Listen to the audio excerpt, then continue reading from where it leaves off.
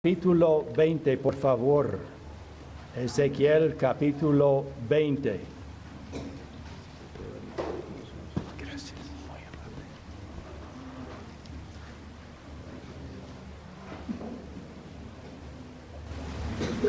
Cantando el himno que acabamos de cantar y pensando, como seguiremos pensando, en Ezequiel capítulo 20, algo de la historia sagrada, la historia de aquella nación rebelde, Israel. La maravillosa gracia, estas palabras que Pablo escribió, pero Dios, que es rico en misericordia, por su gran amor con que nos amó, aun estando nosotros muertos en pecados, nos dio vida juntamente con Cristo. Por gracia sois salvos, y juntamente con Cristo nos resucitó y asimismo nos hizo sentar en los lugares celestiales con Cristo Jesús, para mostrar en los siglos venideros las abundantes riquezas de su gracia en su bondad para con nosotros en Cristo Jesús.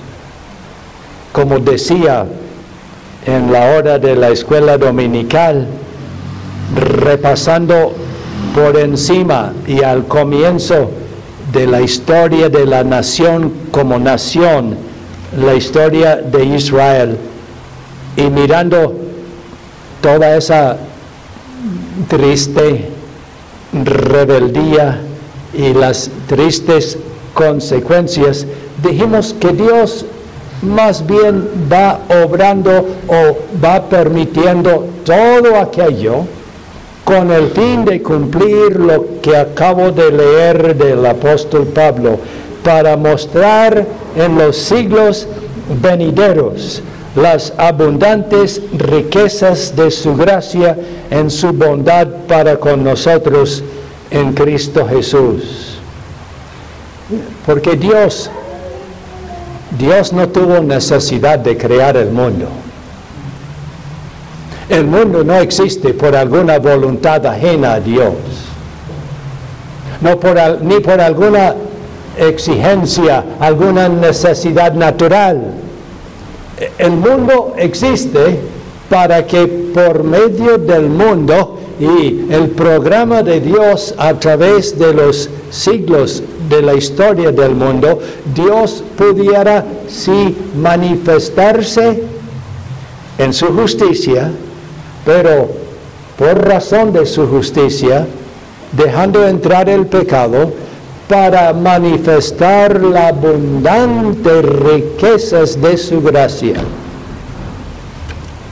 Así pues, si vamos en armonía con el mundo y el propósito de su existencia, es para que seamos adoradores de Dios, maravillándonos todos los días porque Cristo nos ha salvado.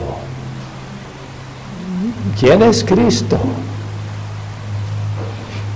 Pues no es otro, sino el mismo Jehová ofendido, el Dios Trino, Padre, Hijo y Espíritu Santo, obrando todas las cosas según el designio de su voluntad para anunciar en los siglos venideros por la eternidad. Porque no dice la Biblia en el libro de Apocalipsis que la ocupación nuestra, juntamente con los santos ángeles en sus multitudes de miles de millones, la ocupación nuestra va a ser ante el trono de Dios, ante el trono de la gracia, repetir, sí, con los querubines: Santo, Santo, Santo, eres tú, Señor. Nos has librado de nuestro pecado y nos has hecho una nación santa, un real sacerdocio para anunciar tus virtudes, tú que nos llamaste de las tinieblas a la luz. Ahí está la razón del mundo. vamos colaborando, disfrutando en armonía con ese propósito, porque ahí está la felicidad. Ezequiel capítulo 20. Historia sagrada, con el fin de quedarnos boquiabierto ante lo que Dios ha hecho y sigue haciendo. Esos ancianos recibieron una sorpresa. Vienen para consultar al Señor. ¡Qué admirable en aquellos venerables padres de la patria! Y Dios les dice: vivo yo, que no les responderé, que desplante. ¿Usted por qué vino esta mañana? Está en un problema. Bueno, sí, claro. Dios nos invita a invocar su nombre en medio de la aflicción y los problemas, eso sí. Pero eso no más. Vino solo para que Dios me arregle mi problema. O para que Él sea honrado, rescatándome por su gracia del problema en el cual me metí yo pecando contra Dios. No todos los problemas de la vida se deben directamente a nuestro pecado. Pero, ¿qué porcentaje, diría usted, qué porcentaje de nuestros problemas se deben al pecado de uno? Buena proporción, ¿no le parece? Y en algún sentido, con alguna relación con las cosas en general, todos los problemas se deben al pecado.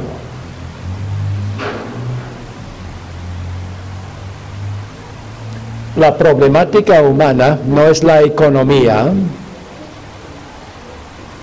ni la nación en guerra, ni la política, ni las relaciones sociales, ni la autoestima. La problemática humana es el pecado. Resolvemos el pecado y resolvimos todo. Porque la voluntad de Dios, cuando hizo todo de manera perfecta, era para deleitar al hombre hecho a su imagen, en relación con Él, contemplando las glorias de su hermosura y descubriendo las complejidades maravillosas en el mundo que Dios había creado. No era la tierra que Dios quería para su pueblo. Ezequiel capítulo 20 y el versículo 6.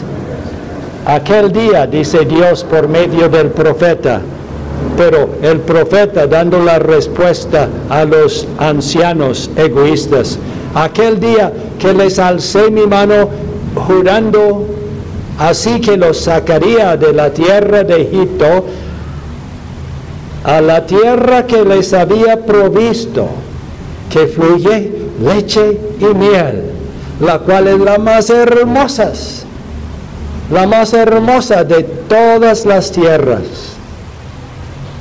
Versículo 15 lo repite: también yo les alcé mi mano en el desierto, jurando que no los traería a la tierra que les había dado, que fluye leche y miel, la cual es la más hermosa de todas las tierras.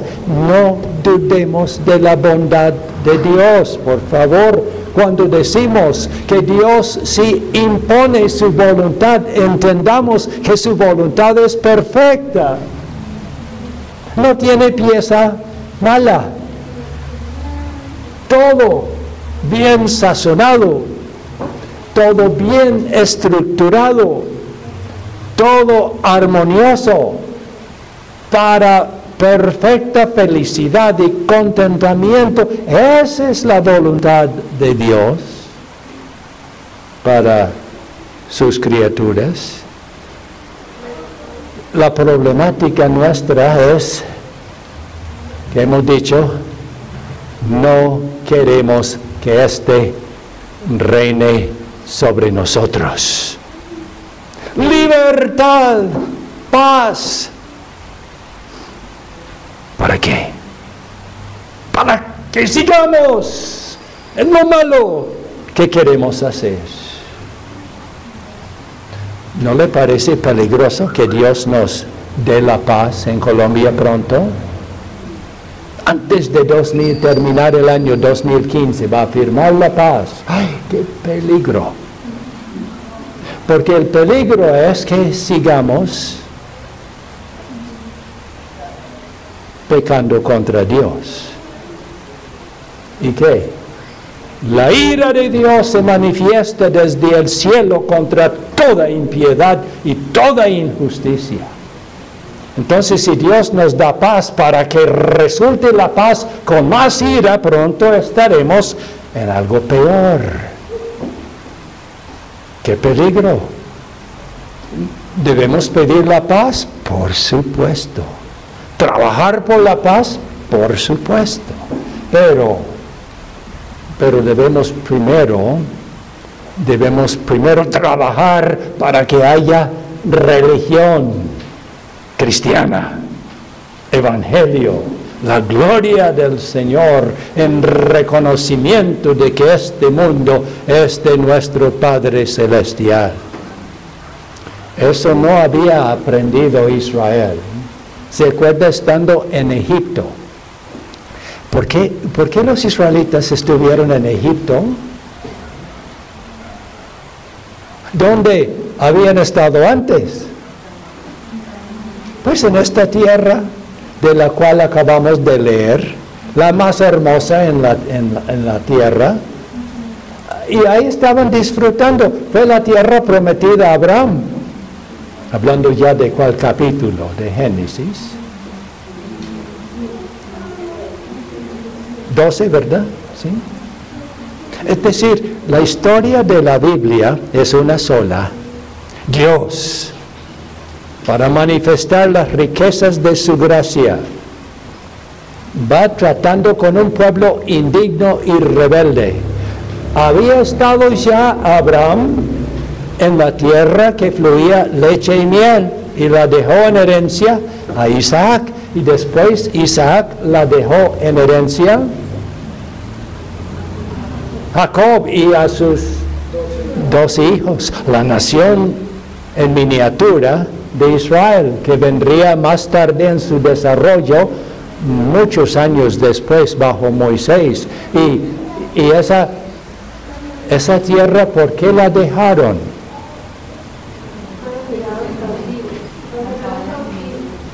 ¿Cómo dice?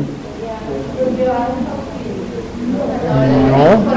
Voluntariamente, bueno, no tan voluntariamente. Es decir, Dios quitó la lluvia. ¿Lo ha pensado? La Biblia no es una historia de casualidades, de alguna fuerza maligna ganando la batalla con Dios. La Biblia es la historia del mundo desde la perspectiva de Dios, obrando su voluntad para darse a conocer en su grandeza, en su gloria y en su gracia, desde Génesis hasta Apocalipsis, porque en Apocalipsis encontramos ya no la tierra de Canaán, sino el paraíso restaurado, la gloria celestial con tierra nueva. ¿Se acuerda? La Biblia es una sola historia. ¿La ha leído? Qué peligro equivocarse si no conoce la Biblia, porque va pensando que las cosas son como no son, y por lo tanto actúa como no debe actuar, porque va actuando de acuerdo con la lógica de lo que aparece. de lo que experimenta, en lugar de pensar, querer, actuar de acuerdo con lo que Dios ordena como pensamiento, como propósito, como meta, como voluntad. Debemos reorientarnos porque Génesis capítulo 3, ¿de qué leemos en Génesis capítulo 3? Es decir, usted nació caído. Usted no es normal. Ay, qué peligro decir eso. Que usted no es normal, nos da las gripas. Sí. No, y por lo tanto usted no sabe pensar. Se equivoca todos los días en su pensamiento. Así, la mente funciona muy bien con mucha lógica, pero alimentada por mentiras y por lo tanto resulta con equivocaciones, rebeldías, pensando que al fin la rebeldía no la califica como rebeldía, por supuesto, la califica como inteligencia. La rebeldía le trae problemas,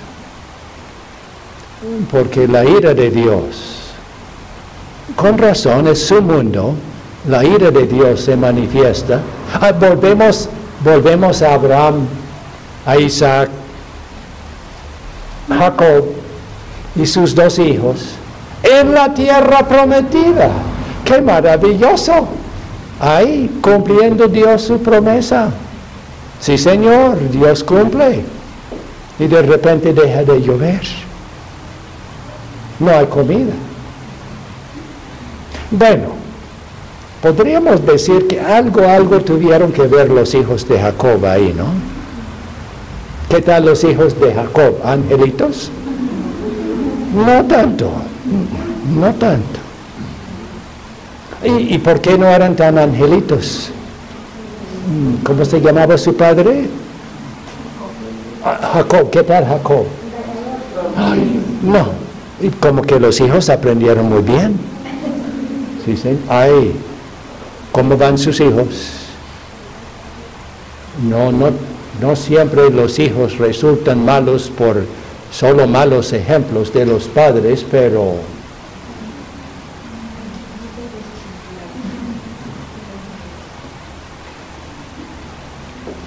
ay, como que tenemos problemas, ¿no? Porque los profesores, con el perdón del hermano Rodolfo, los profesores también nacen pecadores. Y sabe que aún los cristianos, creyentes en Cristo Jesús, redimidos por la sangre de Cristo, como morada ya del Espíritu Santo, con deseos de andar en la palabra del Señor, todavía el pecado mora en usted y en mí. Y por lo tanto, como cristianos pecamos, y por lo tanto, como pecadores, Dios manifiesta sus disciplinas. Es justo. Pero, volviendo a Canaán otra vez, ¿por qué había hambre en la tierra?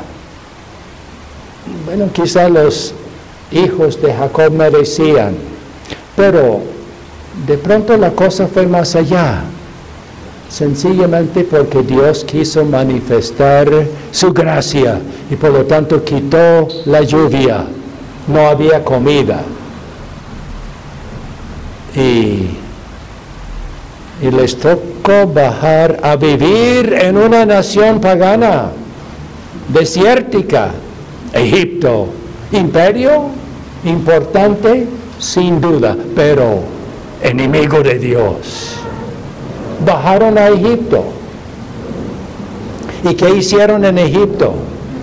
Bueno, ya lo leímos en Ezequiel capítulo 20. Sí, exacto, de los egipcios, que ya los había esclavizado. Hay las providencias de Dios. ¿Cómo nos vemos probados? En dificultades, en luchas, en el mundo. A ver, si vamos a servir según la palabra de Dios o según la preferencia personal nuestra. sirviendo a los... ¿Sabe que Dios había dicho a Abraham esto de los 400 años de esclavitud en Egipto? No era una sorpresa. Dios iba dando algunas ideas en cuanto al porvenir de su pueblo, porque Abraham era el padre del pueblo de Dios en su sentido formal.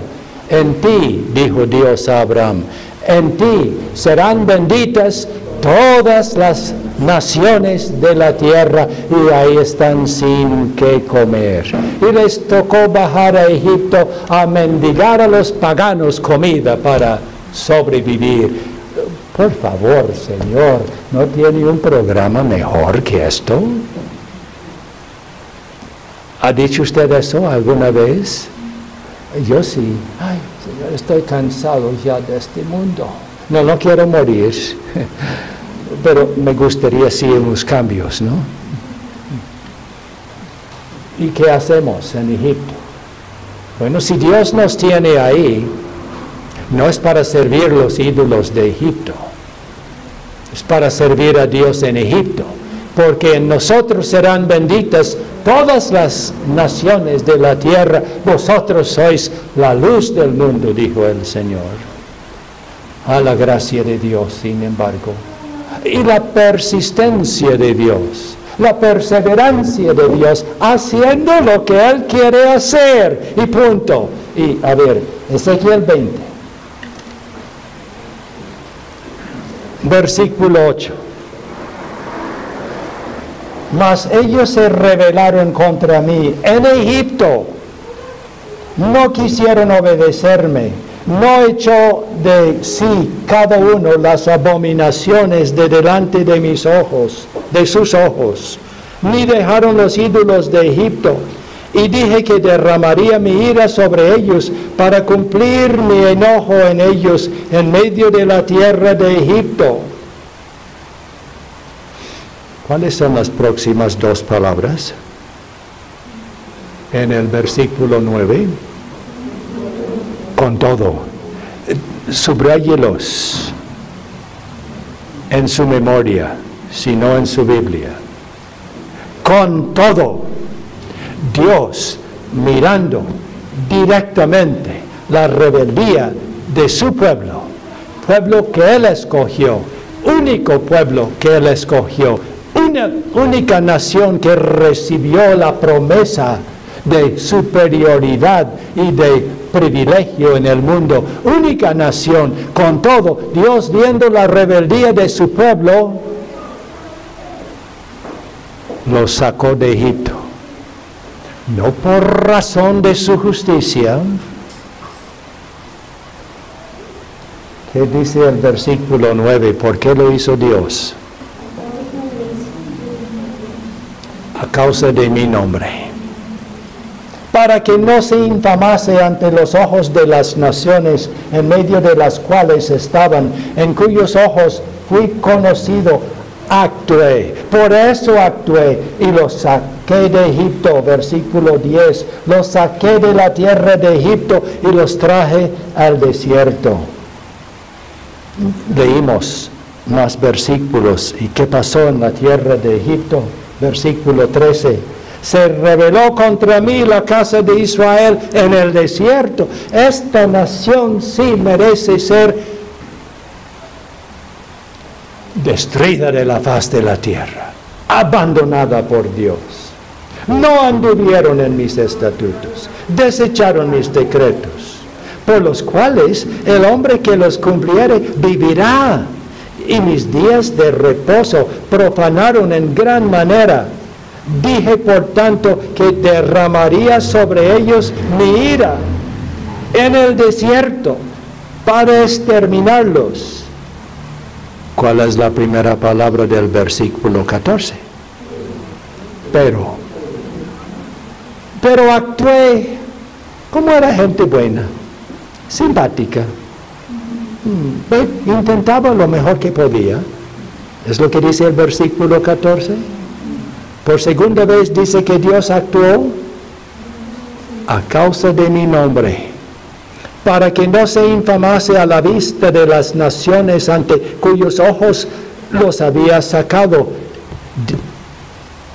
Dios necesita de usted.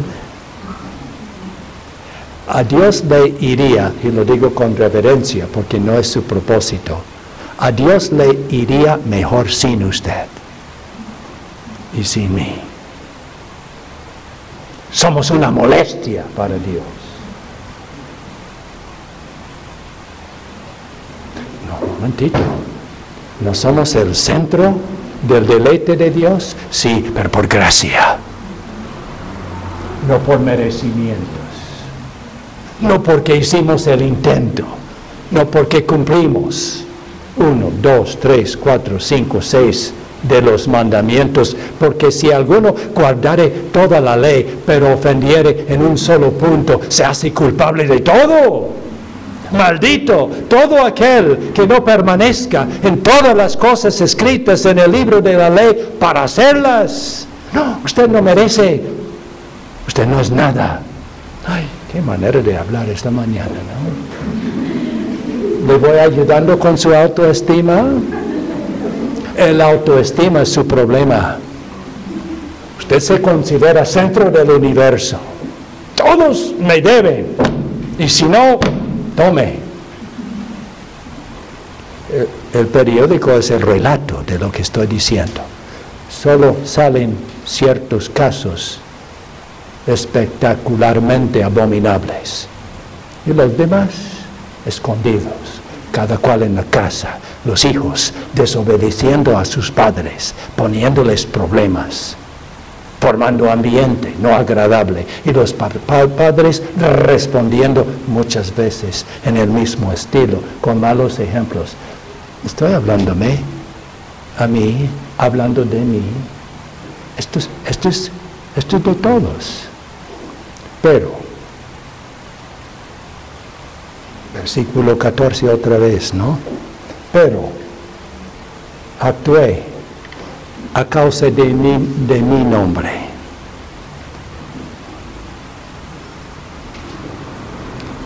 Versículo 18. Antes dije en el desierto, todavía en el desierto.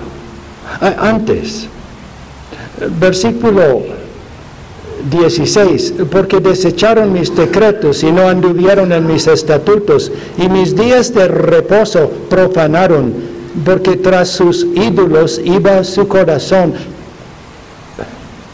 ¿Cuáles son las próximas dos palabras? Con todo. Los perdonó mi ojo, pues no los maté, ni los exterminé en el desierto. Antes dije en el desierto a sus hijos: no andéis en los estatutos de vuestros padres, ni guardéis sus leyes, ni os contaminéis con sus ídolos.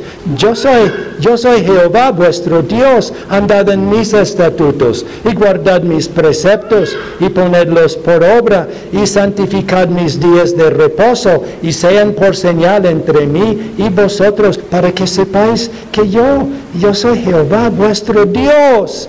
Mas los hijos se rebelaron contra mí, no anduvieron en mis estatutos, ni guardaron mis decretos para ponerlos por obra, por los cuales el hombre que los cumpliere vivirá. Profanaron mis días de reposo. Dije entonces, ya es tercera o cuarta vez. Dije entonces que derramaría mi ira sobre ellos para cumplir mis enojos en ellos en el desierto. Las primeras 4 palabras del 22.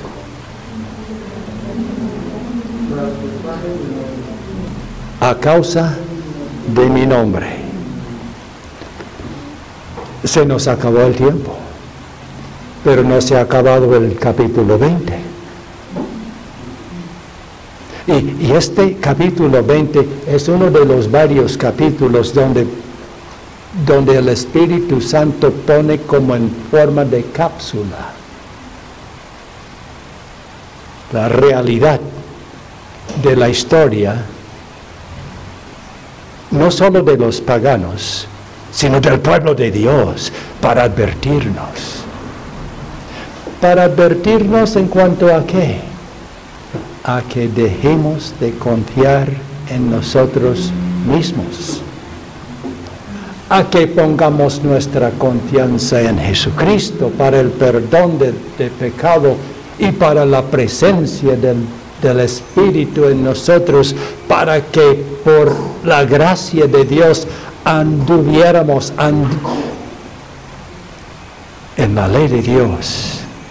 Que dejemos de confiar en nosotros mismos, de confiar en nuestra sabiduría, entre comillas, y nuestra voluntad, y nuestra manera de mirar las cosas, y que nos sometamos a saturarnos, a empaparnos con palabra del Señor, para que seamos orientados con la instrucción divina para el pueblo escogido suyo. Biblia.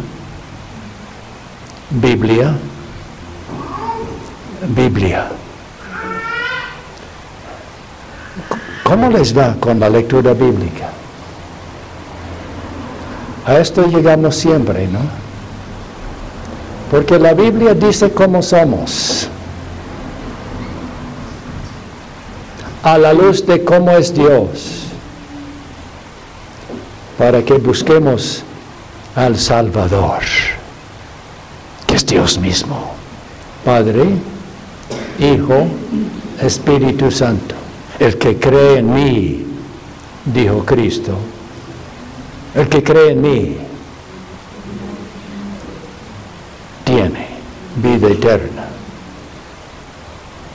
Bueno, hay 2 minutos para terminar el capítulo 20. Miremos el versículo 40.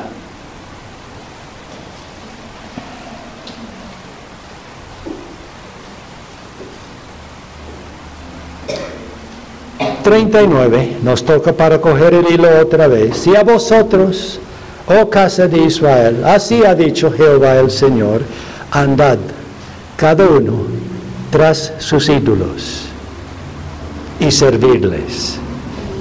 ¿Quién está diciendo eso? Pues Dios. Pero seguimos leyendo. Andad cada uno tras sus ídolos y servirles, si es que a mí no me obedecéis, pero no profanéis más mi santo nombre con vuestras ofrendas y con vuestros ídolos, mientras sigas sirviendo a los otros. No tendrás dioses ajenos delante de mí, el primero de los 10 mandamientos. Versículo 40. Pero en mi santo monte, en el alto monte de Israel, dice Jehová el Señor, allí me servirá toda la casa de Israel, toda ella en la tierra. Allí los aceptaré y allí demandaré vuestras ofrendas y las primicias de vuestros dones con todas vuestras cosas consagradas. Como incienso agradable os aceptaré cuando os haya sacado de entre los pueblos y os haya congregado de entre las tierras en que estáis esparcidos, y seré santificado en vosotros a los ojos de las naciones, y sabréis que yo soy Jehová, cuando os haya traído a la tierra de Israel, la tierra por la cual alcé mi mano, jurando que la daría a vuestros padres, y allí os acordaréis de vuestros caminos y de todos vuestros hechos en que os contaminasteis, y os aborreceréis a vosotros mismos a causa de todos vuestros pecados que cometisteis, y sabréis que yo soy Jehová, cuando haga con vosotros por amor de mi nombre, no según vuestros caminos malos, ni según vuestras perversas obras, oh casa de Israel, dice Jehová el Señor. ¿De qué acabamos de leer? La pura gracia de Dios, pero la pura soberanía de Dios. Dios lleva a cabo sus propósitos en gracia, perdonando a sus pecados por razón de la redención que Él mismo obró en la persona de su Hijo. No hay otro remedio, pero el remedio lo trae Dios, a Él la gloria. Que miremos al Señor para ser salvos, miremos al Señor para ser salvos, no a nuestras perversas obras, sino al Señor para ser salvos, porque Él es infinitamente paciente, perdonador, maravilloso en su bondad para con un pueblo inmerecido, que estemos delante de Él día y noche. Señor, sálvame, Señor, sálvame, rescáteme, Señor, dependo de ti, no ando según mi propia sabiduría, mi propia fuerza. Señor, rescáteme, heme aquí buscando a ti, Salvador en todo momento. Y ahí, así, resultamos arrepentidos. ¿Se dieron cuenta? Aborreciéndonos a nosotros mismos por nuestros pecados, con el fin de regocijarnos por haber sido restaurados otra vez a la normalidad de vivir bajo la soberanía, el dominio, la gracia, la bondad, la sabiduría de Dios.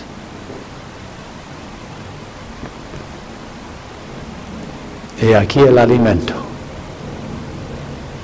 No lo desprecie. Que sea su meditación día y noche. Porque si no, no funciona en santidad. Oremos. Padre, con qué facilidad nos apartamos de ti para servir a los ídolos.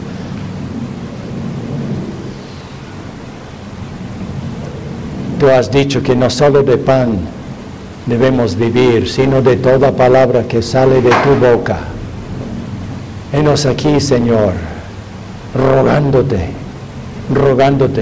con todo, que tú sigas teniendo misericordia de nosotros, y así te alabaremos, así andaremos en rectitud, disfrutando de la tierra que fluye leche y miel, en los mandamientos que nos hacen vivir, que seamos un pueblo tuyo, el pueblo tuyo.